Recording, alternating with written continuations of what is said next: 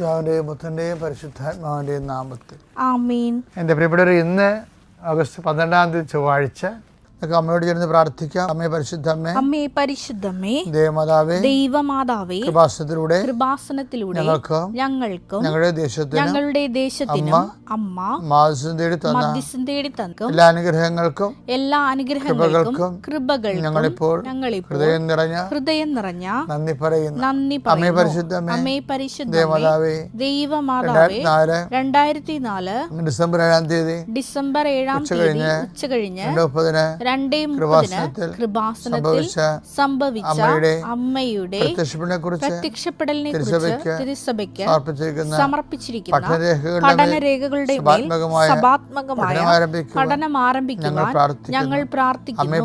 അമ്മേ പരിശുദ്ധമ്മേ, ഭൂസ്വർലോകങ്ങളുടെ രാജ്ഞിയായ അങ്ങേയ്ക്ക് ഭൗമസംരക്ഷണത്തിനായി പ്രപഞ്ചപ്രകൃതിയെ തന്നെ തിരുസഭ പ്രതിഷ്ഠിക്കുവാൻ ഈ പ്രത്യക്ഷീകരണം വഴി ഇടയാക്കണമേ. പരിശുദ്ധമ്മേ, ജപമാല മാതാവേ, സകല കൃപാസനം പ്രാർത്ഥനകളോടും ചേർത്ത് ഞങ്ങളിപ്പോൾ പ്രാർത്ഥിക്കുന്ന ഈ കുടുംബത്തിന്റെ പ്രത്യേക നിയോഗം. മക്കളെ,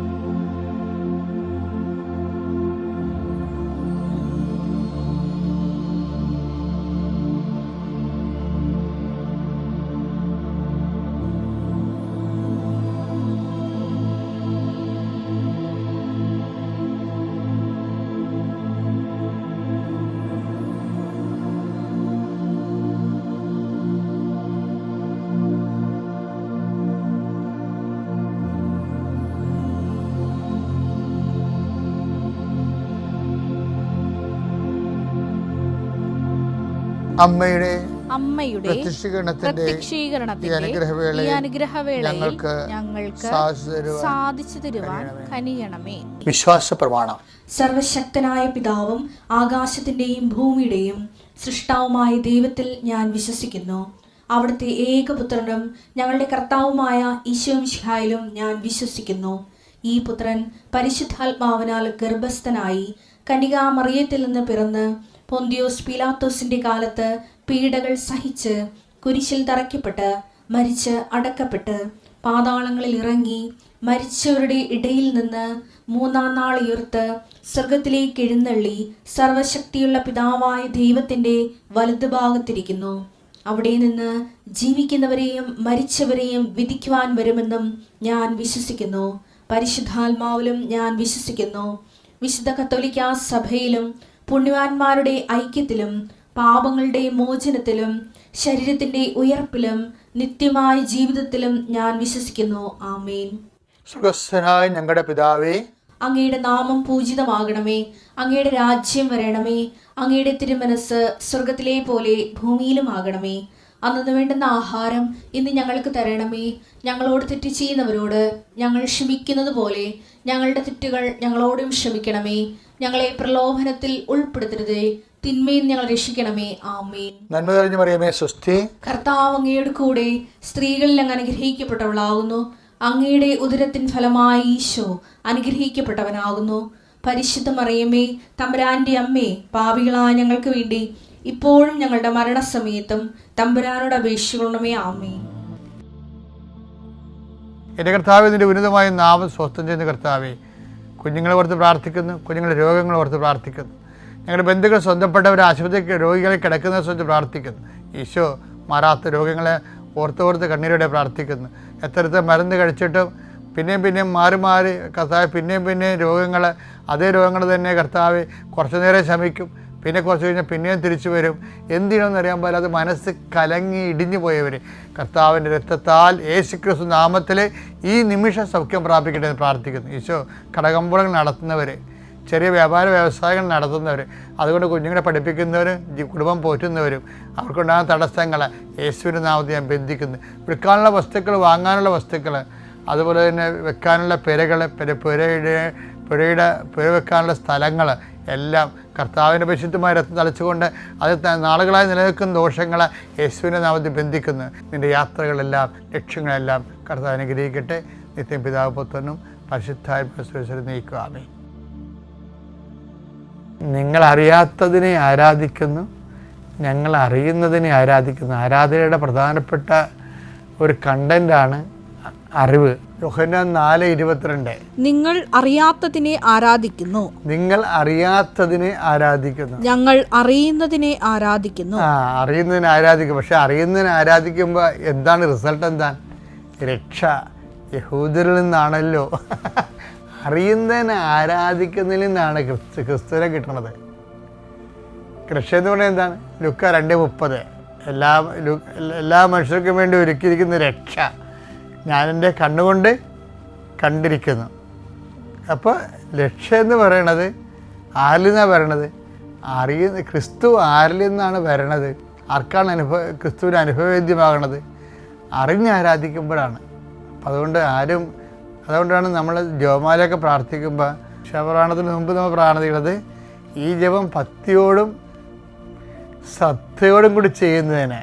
അപ്പോൾ നിങ്ങൾ അധികം വാരിക്കെട്ടി പ്രാർത്ഥിച്ചില്ലാലും ചെയ്യണ കാര്യങ്ങൾ ഭക്തിയോടും ശ്രദ്ധയോടും കൂടിയാണ് ചെയ്യേണ്ടത്. ഇപ്പോൾ ഞാൻ കഴിഞ്ഞ ദിവസങ്ങളിൽ വളരെ ശ്രദ്ധയോട് ചെയ്ത കാര്യം, വിമാനത്തിൽ ലൈറ്റില്ലായിരുന്നു. ലൈറ്റ് ഉണ്ടായിരുന്നത് കുറവായിരുന്നു ഞാൻ ഇരിക്കുന്ന സ്ഥലത്ത്. അപ്പോൾ ഞാൻ എൻ്റെ കാന നമസ്കാരം എടുത്ത് മടി വെച്ചിട്ട് ലെൻസ് കൊണ്ടുപോയി. ഞാനിവിടുന്ന് ലെൻസ് കൊണ്ടുപോയപ്പോൾ ഇവിടെ ബാഗിൽ ലെൻസ് ഇംഗ്ലണ്ടിൽ ധ്യാനം ഉണ്ടായിരുന്നു. അതങ്ങനെ പോയതാണ് UK. അപ്പോൾ ഇവിടുന്ന് ലെൻസ് കൊണ്ടുപോയപ്പോൾ ഇവരെല്ലാം പറഞ്ഞ് എന്തിനാണ് വെച്ചാൽ ലെൻസ്? പക്ഷേ എനിക്കറിയാതെ എന്തിനാണ് ലെൻസ് എന്ന്. എന്തെങ്കിലും വായിക്കേണ്ടി വരികയാണെങ്കിൽ എടുക്കാമല്ല വിചാരിച്ചിട്ടുണ്ട്. പക്ഷേ വായിക്കേണ്ടി വന്നു. ഞാൻ കാന നമസ്കാരം തിരിച്ചു വെച്ചപ്പോൾ തുടർന്ന് വെച്ചപ്പോൾ ലൈറ്റ് കുറവാണ്. പിന്നെ ഞാൻ എന്ത് ചെയ്ത്, ഞാൻ ലെൻസ് വെച്ചാണത് വായിച്ചത് വിമാനത്തിൽ വെച്ച്. അപ്പോൾ എന്താണ് ഇത്? ഈ ജപം ഭക്തിയോടും ശ്രദ്ധയോടും കൂടെ ചെയ്യാൻ. അപ്പോൾ പ്രാർത്ഥനയിലുള്ള വിഷയം അത് അത്രയും സൂക്ഷ്മത നമ്മുടെ എല്ലാ പ്രാർത്ഥനയ്ക്കും നിങ്ങൾ കൊടുക്കണം. കാരണം ദൈവതിരുസന്നിധിയിൽ നമ്മൾ പ്രാർത്ഥിച്ച് പണി മേടിക്കുന്ന ആൾക്കാരുടെ എണ്ണമാണ് കൂടുതൽ. കാര്യം ഇവർ ദൈവതിരുസന്നിധിയിലാണ് ഇരിക്കുന്നത്. എന്നിട്ട് ഇവർ പട്ടിയുടെ കാര്യവും പൂച്ചയുടെ കാര്യവും അത്താഴത്തിൻ്റെ കാര്യവും മറ്റു കാര്യങ്ങളൊക്കെ ചിന്തിച്ചുകൊണ്ടിരുന്ന് ആപ്പാടെ പ്രാർത്ഥിച്ച് പണി മേടിക്കും. അപ്പം നിങ്ങൾ ഓർക്കും പ്രാർത്ഥിക്കാതിരിക്കുന്നതല്ല പ്രാർത്ഥിച്ച് പണി മേടിക്കണേക്കാൾ നല്ലതെന്ന്. അതിനെക്കുറിച്ച് ഞാനൊന്നും പറയണില്ല. അത് കോമൺ സെൻസ് ഉള്ളവർ അങ്ങനെ ചോദിക്കത്തില്ല. അത്രയും ഡേറ്റി ആയിട്ടുള്ള ആൾക്കാർ അങ്ങനെ ചോദിക്കത്തുള്ളൂ. കാര്യം പ്രാർത്ഥന ദൈവം നൽകുന്നൊരു വരവല്ലേ. അല്ല നമ്മളെന്തോ വലിയ കാര്യം ദൈവത്തിന് വേണ്ടി ചെയ്യണ പോലെയാണ് ചില ആൾക്കാർ ചിന്തിക്കുന്നത്. നിങ്ങൾ ഗുണം പിടിക്കാത്തതിൻ്റെ പല കാര്യങ്ങളും പ്രാർത്ഥന എന്തോ ദൈവത്തിന് വേണ്ടി നമ്മളെന്തോ ഔദാര്യം ചെയ്യണ പോലെ. അങ്ങനെയല്ല. എൻ്റെ കർത്താവിൻ്റെ ആത്മാവില്ലാതെ ആബാ പിതാവേ എന്ന് വിളിക്കാൻ പറ്റത്തില്ല. ആത്മാവ് മൂലമാണ് നമ്മളത് വിളിക്കണത്. റോമ 8:15 നിങ്ങളെ വീണ്ടും ഭയത്തിലേക്ക് നയിക്കുന്ന അടിമത്തത്തിന്റെ ആത്മാവിനെയല്ല മറിച്ച് പുത്രസ്വീകാരത്തിന്റെ ആത്മാവിനെയാണ് നിങ്ങൾ കൈക്കൊണ്ടിരിക്കുന്നത്. ഈ ആത്മാവ് മൂലമാണ് നാം ആബാ പിതാവേ എന്ന് വിളിക്കുന്നത്. അപ്പോൾ ദൈവത്തെ പിതാവെന്ന് വിളിക്കുന്നതിനെ അത് ഒരു ദൈവസ്നേഹമുണ്ട്. വിളിക്കുന്നതിന് ആവശ്യമായൊരു ദൈവസ്നേഹമുണ്ട്, ഒരു പ്രത്യാശയുണ്ട്, ഒരു സമർപ്പണമുണ്ട്, ഒരു വിശ്വാസമുണ്ട്. ഇതെല്ലാം കൂടി കൂടുമ്പോൾ ദൈവത്തെ വിളിക്കാൻ പറ്റിയ പേരാണ് പിതാവ്. മനസ്സിലായ? ഒരു ദൈവ പൈതലിന് വിശ്വാസം കൂടുമ്പോൾ, പ്രത്യാശ കൂടുമ്പോൾ, സ്നേഹം കൂടുമ്പോൾ, ഇനി സമർപ്പണം കൂടുമ്പോൾ. കാര്യം വിശ്വാസം കൂടുമ്പോഴും ആൾക്കാർ ദൈവത്തിൽ നിന്ന് എന്തെങ്കിലും പ്രതീക്ഷിക്കും. പ്രത്യാശ കൂടുമ്പോഴും ഇന്നലെ നാളെ കിട്ടുമെന്നുള്ള പ്രതീക്ഷിക്കും. സ്നേഹം കൂടുമ്പോൾ നമ്മുടെ മെരിറ്റിൻ്റെ അപ്പുറത്തുള്ള കാര്യം ദൈവം തരുമെന്ന് പ്രതീക്ഷിക്കും. പക്ഷേ അതെല്ലാം വെള്ളിയാണെങ്കിൽ തനി തങ്കമെന്ന് വിളിക്കുന്നത് എന്താണെന്നറിയാമോ? സമർപ്പണമാണ്. കർത്താവിൻ്റെ അവസാന പ്രാർത്ഥന എന്താണ്? സമർപ്പണം. അതിനാണ് ഞാൻ ആദ്യം കഴിഞ്ഞ ദിവസം പറഞ്ഞില്ലേ ഞാൻ ആമേൻ എന്ന് വെച്ചാൽ എൻ്റെ മനസ്സിനെതിരായിട്ടുള്ള കാര്യങ്ങളാണ് സംഭവിക്കുന്നത്. പക്ഷേ എൻ്റെ ദൈവത്തെ ഞാൻ അത്രയും കൊതിക്കുന്നു, സ്നേഹിക്കുന്നു. അതുകൊണ്ട് ഞാൻ ദൈവത്തിൻ്റെ മനസ്സിനെ സ്വയമായിട്ട് കീഴടങ്ങുന്നു. ആമേൻ. 2 കൊരിന്ത്യർ 1:20 വായിച്ച്. ദൈവത്തിൻ്റെ സകല വാഗ്ദാനങ്ങളും ദൈവത്തിൻ്റെ 8855 വാഗ്ദാനങ്ങൾ ക്രിസ്തുവിൽ അതേ എന്ന് തന്നെ. ക്രിസ്തു, അതായത് പ്രശ്നത്തെ ക്രിസ്തുവാണ് ആമേൻ പറയുന്നത്. ക്രിസ്തുവിൻ്റെ രാജ്യം ഈ മേഖലയിൽ ദൈവഹിതം നിറവേറട്ടെ, ദൈവരാജ്യം പുലരട്ടെ, ക്രിസ്തു എന്ത് മനസ്സ് വിചാരിക്കുന്നുവോ അതിവിടെ നിറവേറട്ടെ എന്ന് പറയുന്നതിനാണ് ആമേൻ പറയുന്നത്. ബൈബിൾ അവസാനിക്കണമെങ്കിൽ അറിയാമല്ല, മാറാനാഥ ആമേൻ. ഇത് സാക്ഷ്യപ്പെടുത്തുന്നവൻ പറയുന്നു, അതെ ഞാൻ വേഗം വരുന്നു, ആമേൻ, കർത്താവേ യേശുവേ വരണമേ. ഇത് എഴുതിക്കൊണ്ടിരിക്കുന്നവൻ്റെ ഒരു ഫീലിംഗ് ലെവലുണ്ട്. അവൻ കർത്താവിനെ പ്രസൻ്റായിട്ട് അനുഭവിച്ചുകൊണ്ടാണ് അവൻ പറയുന്നത് ആമേൻ പറയണത്. ബൈബിൾ എപ്പോഴും വായിക്കുമ്പോൾ അതിൻ്റെ ഫീലിംഗ് ലെവലൊന്ന് ടച്ച് ചെയ്യാൻ വേണ്ടി നോക്കണം. അതിനാണ് ഈ ബൈബിൾ പഠിക്കണത്. ചില ബൈബിൾ മലയാളത്തിൽ എഴുതിയ വായിച്ചാൽ മനസ്സിലാവില്ല, അങ്ങനെ വായിച്ചാലല്ല, അതിൻ്റെ ഫീലിംഗ് ലെവലാണ് പ്രധാനപ്പെട്ടത്.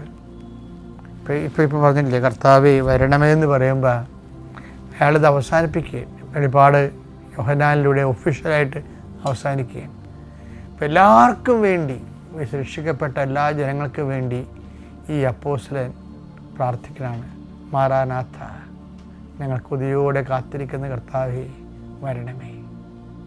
ആമേൻ.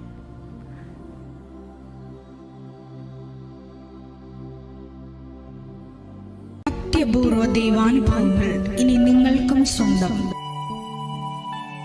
ഈ യൂട്യൂബ് ചാനൽ ഇതുവരെ സബ്സ്ക്രൈബ് ചെയ്തിട്ടില്ലെങ്കിൽ ഇപ്പോൾ തന്നെ സബ്സ്ക്രൈബ് ചെയ്യുക. ഈ വീഡിയോ ഇപ്പോൾ തന്നെ നിങ്ങളുടെ സുഹൃത്തുക്കൾക്ക് ഷെയർ ചെയ്തുകൊണ്ട് കർത്താവിൻ്റെ പ്രേക്ഷിതരാകുക.